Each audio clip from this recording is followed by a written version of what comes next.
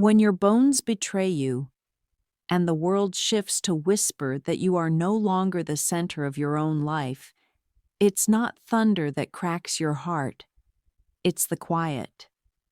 The hum of the refrigerator at 3 a.m., the sound of the television left on in the other room, because silence feels too much like truth.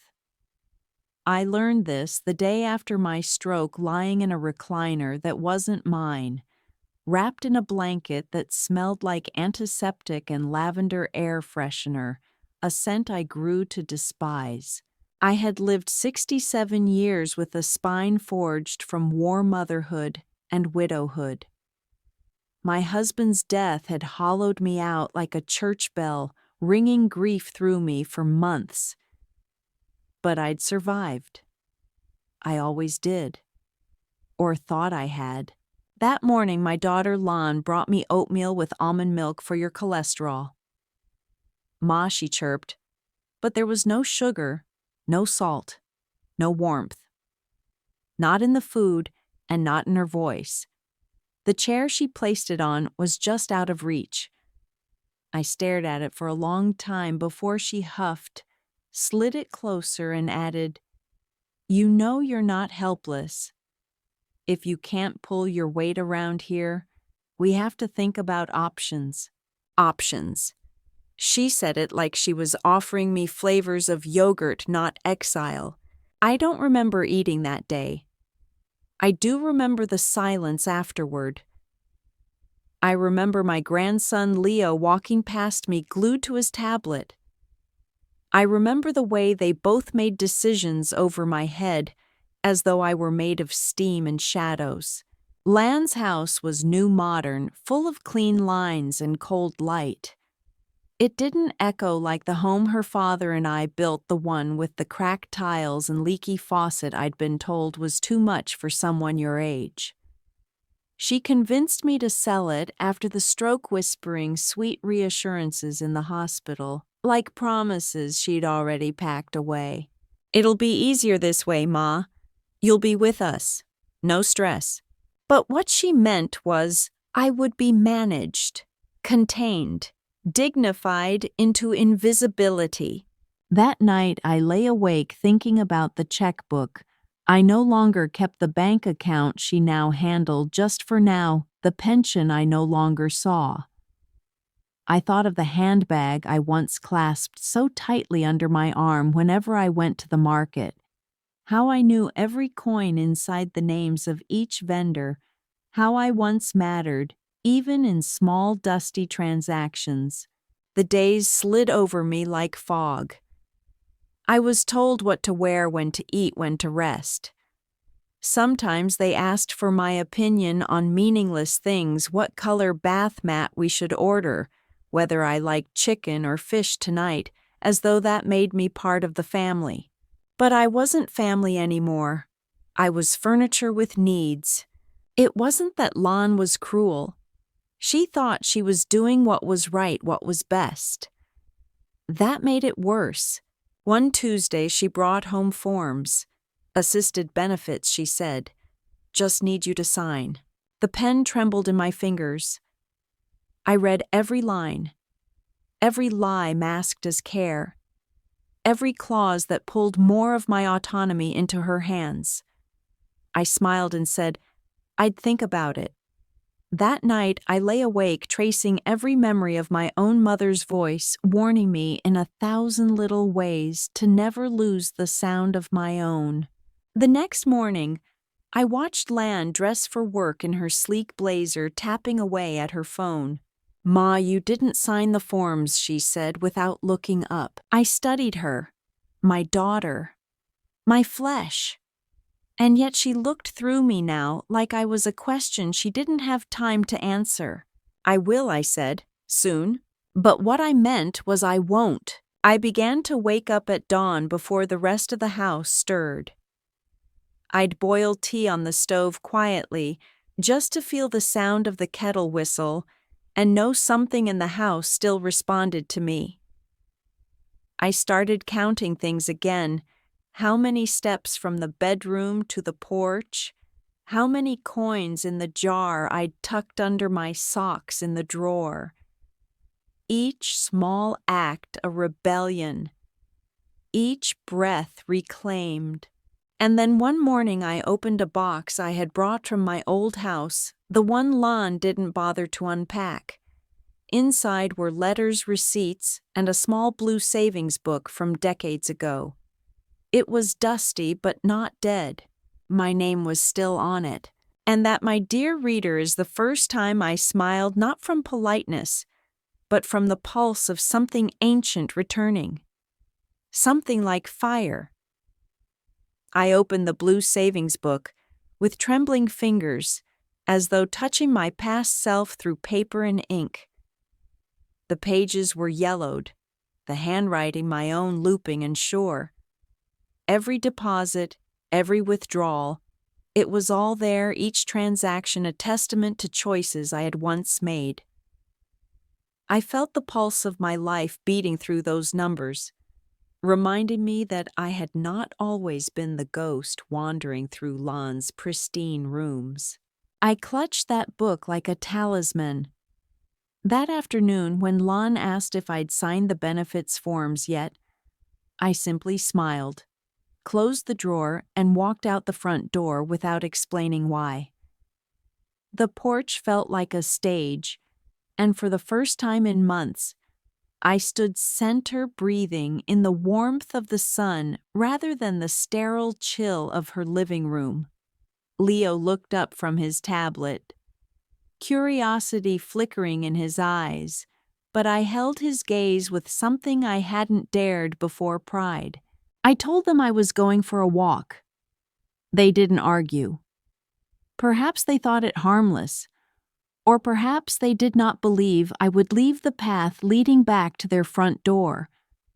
I did not plan to return so soon.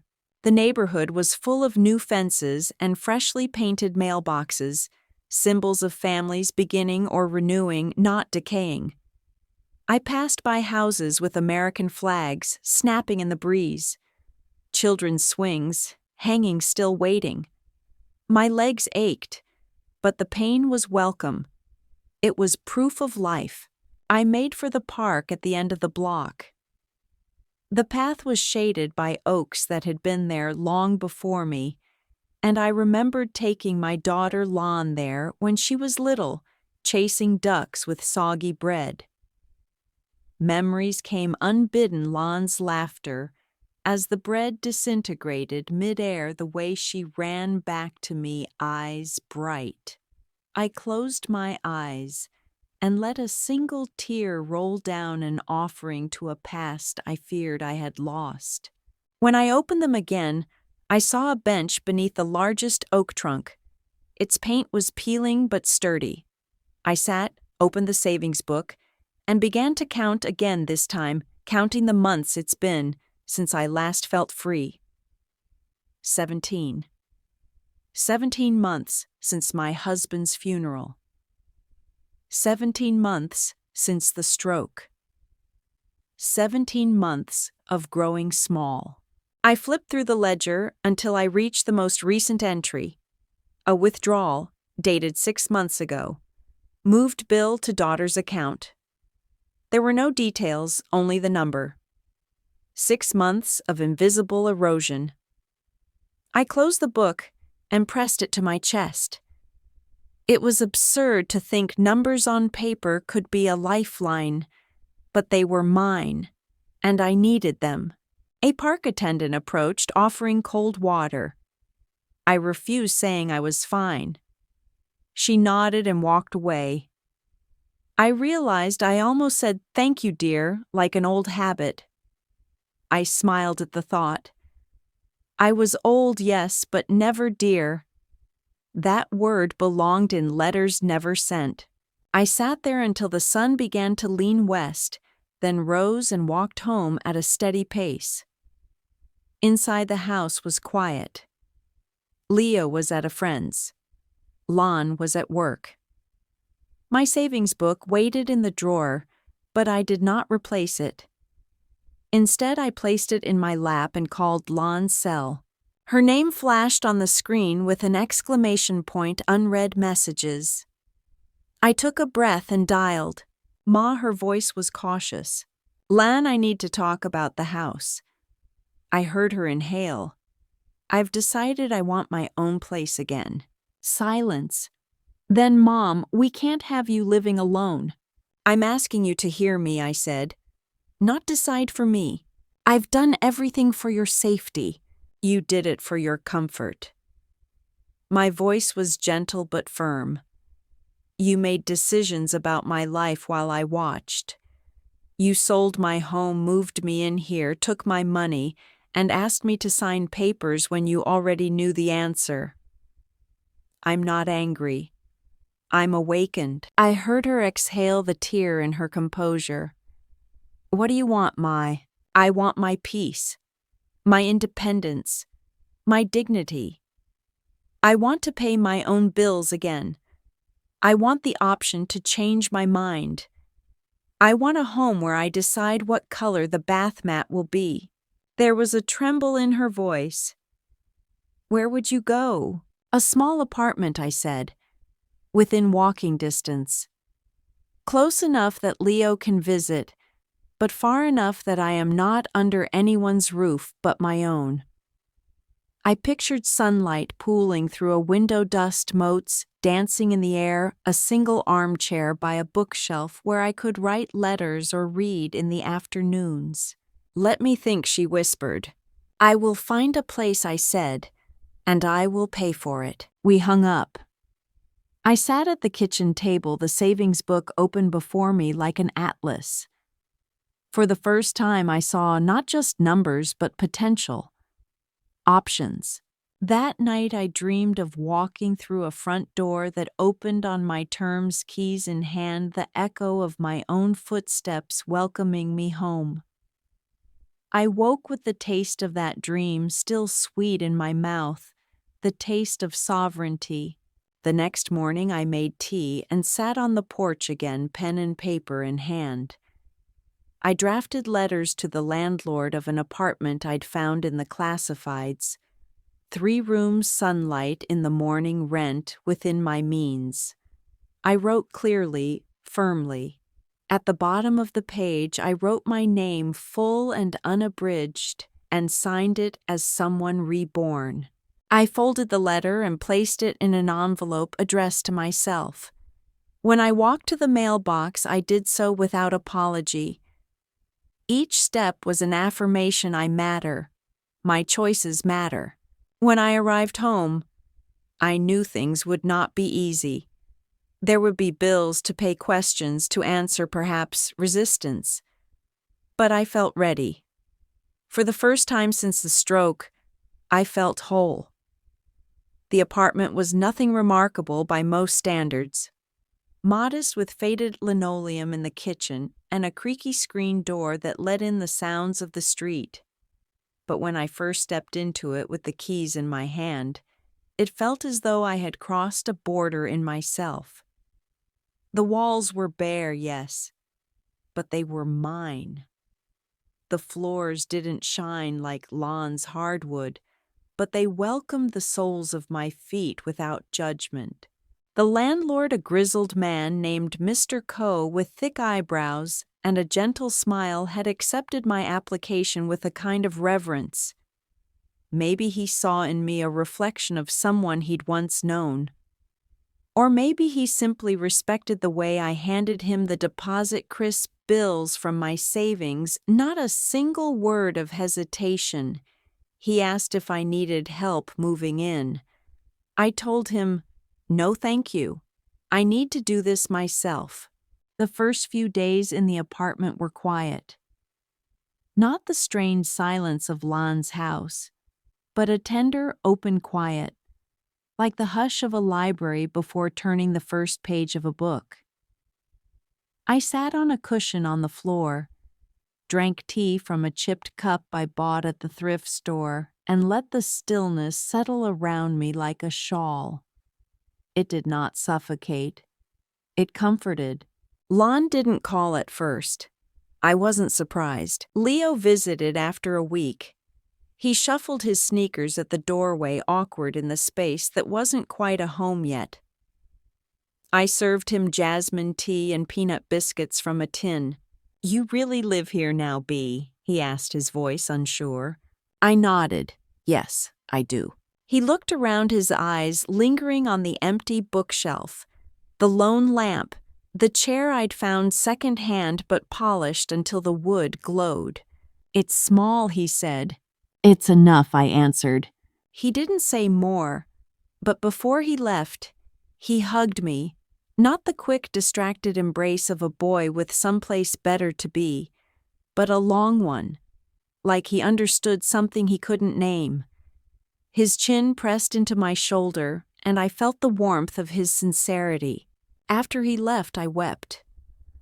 Not from sorrow, from relief. I hadn't realized how long I had been waiting to be touched without pity. 2 weeks passed before Lon showed up. She didn't knock, just stood at the open door and stared at me as though I were a dream she couldn't quite accept. "I thought you'd come back," she said.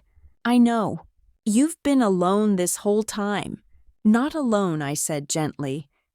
"Just unaccompanied." She stepped in cautiously. Her eyes swept the room, no judgment, only curiosity.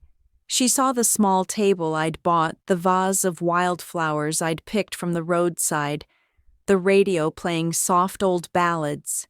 "It's quiet," she said. "It listens better than people do." She winced. "Ma, I never meant to." "I know," I interrupted, "but you did. That's what matters now." She sat down, and for a while we said nothing. The silence between us had changed. It was no longer the silence of distance, but of reckoning, of beginning again. "I thought I was protecting you," she said finally. "I know," I said again, "but I needed something else. Protection isn't the same as control." I was scared, she admitted. After the stroke, I didn't know how to help. I didn't want to lose you too. "You didn't lose me," I whispered, "but you stopped seeing me." She reached for my hand, and this time I let her. Her fingers were cold. Mine were steady. "I'm sorry," she said. "I forgive you, but I won't come back." A nod, a tear, and then quietly, "Would you let me visit?" "I'd like that." In the weeks that followed, I started doing things I hadn't done in years. I walked to the market and haggled over apples with the vendor who wore a crooked hat. I joined a poetry reading at the community center, where my voice trembled at first, but found its rhythm by the third stanza. I began writing letters, long meandering thoughts to myself, addressed with stamps and sent anyway. I wanted to feel the thud of something arriving in my mailbox that bore my name and no one else's. And the money. It was tighter, yes, but I found joy in counting again. I knew what I had, and I learned to love what I could live without. My independence cost me certain comforts, but none that I mourned. The most valuable thing I gained was not a room of my own, but the return of my reflection in the mirror, an old woman, yes, but not invisible. Not anymore. Sometimes I pass by Lon's house on my walks. I don't stop. I let the memory of what was stay behind the windows, like an old painting no longer on display. My love for her remains, but love is not obedience. It is not surrender. I no longer ask to be seen. I see myself. Winter crept in like an old friend, slow and familiar, wrapping the city in its hush. I welcomed it. There was something about the bare trees and breath fogging in the air that matched this new season in my life, stripped down, honest, revealing what had always been there underneath. I began knitting again, not because I needed scarves or mittens, but because my hands longed for the memory of making. Each stitch was a meditation, a row of warmth. I started small patches of fabric squares of color that grew into a quilt. I pieced them together on rainy afternoons while the radio whispered old songs into my ears. I stitched joy into that quilt sorrow too. I stitched the silence of the hospital room, the sound of Lon's voice saying, "We just want what's best," and the rustle of that blasted form she tried to make me sign. I stitched every word I never got to say. One day while adjusting my new reading glasses in the mirror, I saw my reflection frown not in disappointment, but concentration. I had become something else. Someone else. Not the version of me from before the stroke, and not the woman who shrank into Lon's house. I was becoming the version of myself that was never allowed to emerge. Not a mother, not a widow, not a burden. Just a person. Lon and I talked more now, but not as often. The distance between us was not cold. It was breathable. She visited sometimes, always knocking now. She brought Leo with her. He liked to poke around my little kitchen and steal cookies I baked from scratch. Lon sometimes offered to help tidy up, but I always shook my head. "I need to keep doing things myself," I'd say, and she would nod quiet. I knew she was trying. In her own way, she too was learning how to rebuild a relationship not built on debt or guilt. One visit, she told me, she had closed the account that once held both our names and returned the money she had taken without fanfare, just an envelope and a quiet apology. I tucked it into a drawer and did not touch it for weeks. I wasn't angry anymore. I didn't need to punish her. The truth was enough. My knowing was enough. The new landlord stopped by sometimes to chat. Mr. Coe always asked about the quilt, and once even brought me a roll of fabric he found at a yard sale, blue with little white cranes. "Look like peace," he said. I thanked him with tea and ginger candies. He never stayed long, which I appreciated. Some people offer you space without disappearing. One morning while folding laundry, I found myself humming. It took me a moment to realize I hadn't done that in years. Not since before my husband passed. Not even during the better months at Lan's house. My voice surprised me, soft, scratchy, but sure. I laughed, out loud, and the sound filled the room. I decided to volunteer at the local library. Nothing strenuous, just helping organize books, reading aloud during children's story time. The first day, a little girl named Amara sat in the front row, eyes wide listening as I read The Velveteen Rabbit. When I finished, she looked at me and said, "You sound like magic." I held that moment like a pressed flower. The friendships I made there were gentle. Other women my age, each carrying their own quiet stories of loss and reinvention. We did not trade sorrow like currency. We simply shared time. On the first warm day of spring, I hosted them in my apartment. We ate rice cakes and mung bean dumplings. We talked about silly things, socks that never matched television shows that had gone downhill. I laughed until I cried, and no one asked me why. That night, as the sun spilled gold through the window, I looked around and saw a home.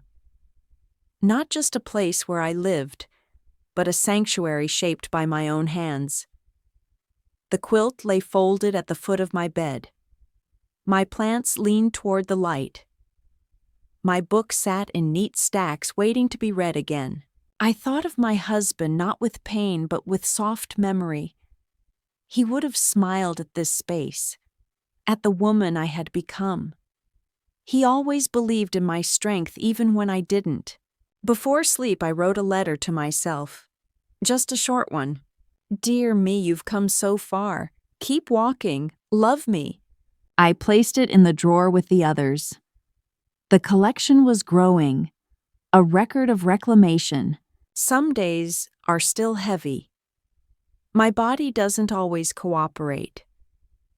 But each morning, I wake up in a bed I chose in a place I shaped. I remember I am no longer surviving someone else's idea of kindness. I am living mine. I think the hardest thing to explain to someone younger is how time reshapes grief. It doesn't vanish. It folds itself into your muscles, your memory, your very breath.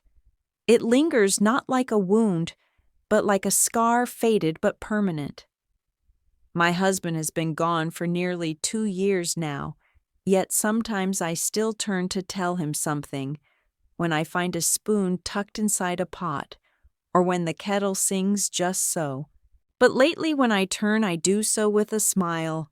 On Sundays, I sit at the kitchen table with my tea and an old photo album, one I retrieved from storage after I moved. It smells of old glue and dust, but every page is a poem. A young woman in Aodai beaming under cherry blossoms, a tiny Lan in my lap, her hair in messy tufts. My husband on the porch of our first house, one hand in his pocket, the other shading his eyes as he laughed at something I can't remember. And then a photo of me alone baking something, probably banana cake. I was flower-streaked, radiant mid-laugh. It stunned me when I found it. I couldn't remember the last time I saw myself as joyful, not just content, but full-bodied, radiant joy. I keep that photo on the fridge now, a mirror of who I am learning to be again. Lan's visits have softened. She no longer brings paperwork or questions about my medications.